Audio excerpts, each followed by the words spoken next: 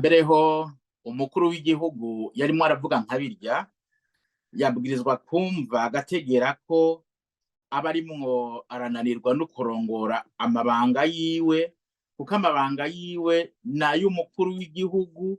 Umukuru w'igihugu nawe ari hejuru y'imigambwe yose, ari hejuru y'ubudumbidumbi bwose.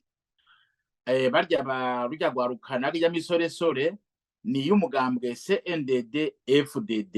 Ni ukuvuga rero abariko araninahaza umugambwe CNDD-FDD akibagira ko ari urundi rwaruka ruri mu yindi migambwe rutari muri barya, abariko aragira amacakubiri y'igihugu. Naco gutuma jewe ndamunegura kuri ico kibazo. Ntiyabwirizwa kurinahaza barya abantu tutabanje no kuraba ivyo bakora.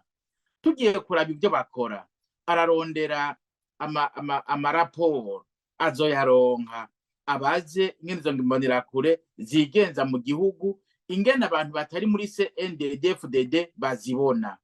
Azaheze ramenye ko niyaba ashigikiye ko Imbonerakure zigira amabi ntizikurikiranwe kuko ziri muri CNDD-FDD, amenye ko azoba ari mu bandi bariko barasambura ubwo Burundi. Aho bari bararaba ibikorwa bariko barakora ko ari ibikorwa ari vyiza, bari mu mugambwe CNDD-FDD canke batari mu mugambwe CNDD-FDD.